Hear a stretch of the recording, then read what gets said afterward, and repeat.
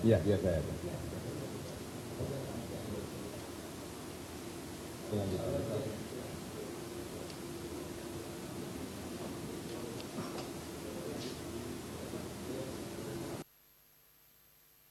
Jalan ya, jalan.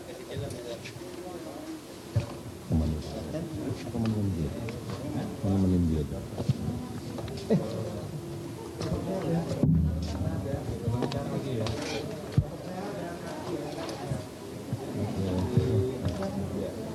Dokternya tuh.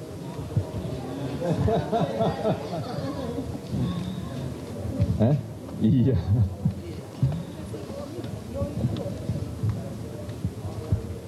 Iya, rekan-rekan sekalian, saya akan menyampaikan update untuk hari ini. Bersama-sama tadi kita sudah mendengarkan arahan Presiden di Istana terkait dengan apa yang harus kita lakukan ke depan dalam menanggulangi dan mengatasi pandemi COVID-19 ini. Beberapa hal secara teknis akan mungkin saya rinci karena ini adalah bidang masalah kesehatan.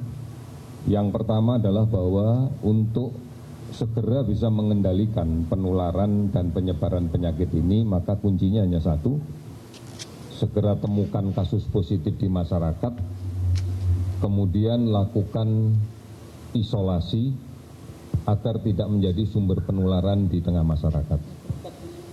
Ini sebenarnya diwujudkan dengan bentuk kegiatan tracing, penelusuran kasus. Dari kasus yang kita rawat di rumah sakit, kita akan telusuri alamatnya di mana, kemudian 14 hari terakhir sebelum dia masuk ke rumah sakit, itu apa saja aktivitasnya. Dari sinilah maka kita akan bisa mencari kemungkinan adanya kontak baru, dan kemudian kontak baru ini kita lakukan pemeriksaan. Manakala diyakini bahwa kontak ini adalah kontak dekat dan disertai adanya gejala, maka kita akan melakukan pemeriksaan swab.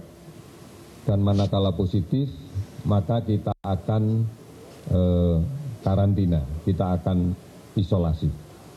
Namun manakala negatif, maka kita tentunya akan memberikan beberapa advice, beberapa saran, beberapa nasihat untuk melakukan self-quarantine atau self-isolated, melaksanakan karantina diri secara mandiri, dan kemudian dilakukan monitoring secara mandiri agar kita bisa tetap mengikuti perkembangannya.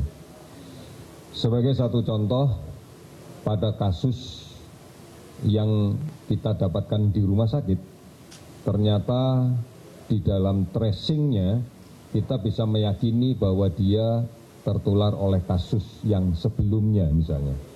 Artinya ada connecting, bahwa dia adalah ketularan dari kasus sebelumnya. Dan kemudian kita lihat bahwa ternyata dia juga memberikan kontak dan memiliki peluang penularan pada kasus berikutnya lagi. Jadi kita akan mengalir seperti itu.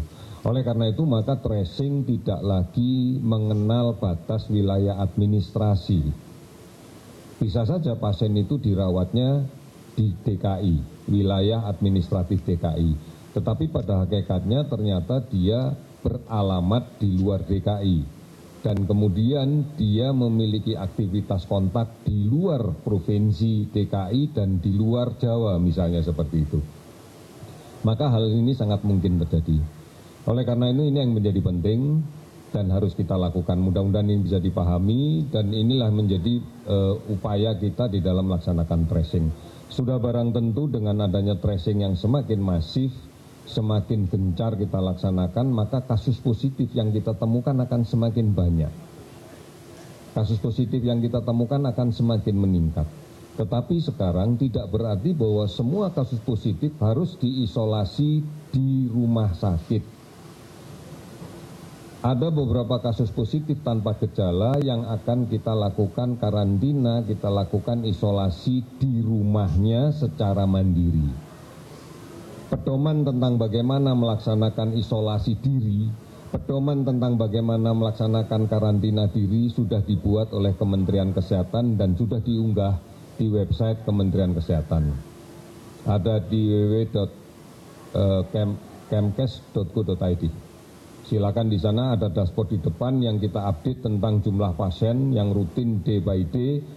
Kemudian juga nanti akan kita breakdown lagi asal provinsinya. Pasien pada saat dilaporkan bisa saja di rumah sakit. Di sini nih, domisilinya 14 hari sebelum sakit, dia tidak di sini seperti yang tadi kita lihat saudara kita 3 itu rumahnya di Depok. Berarti kita akan melakukan tracing di sana.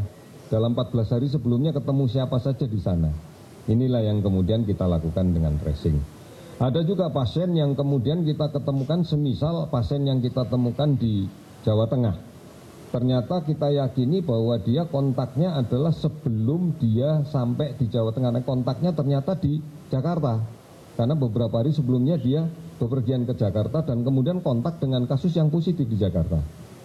Maka kontaknya Jakarta, tetapi aktivitas dia di Jawa Tengah kita telacak lagi. Ternyata ada juga salah satu kontak eratnya itu ternyata tamu dia yang dari Jawa Timur. Nah, kita kejar lagi ke Jawa Timur. Ini yang disebut. Ya pemirsa, itu tadi pernyataan dari juru bicara penanganan COVID-19 Ahmad Yuryanto, dan sebelumnya juga ada Menteri Kesehatan Terawan Agus Putranto yang memberikan souvenir kepada 3 pasien 1, 2, dan 3 yang sudah dinyatakan sembuh, dan pasien-pasien itu juga tadi sempat memberikan pernyataan meminta masyarakat untuk memberi dukungan kepada pasien positif yang masih dirawat di rumah sakit dengan cara tidak menghakimi mereka.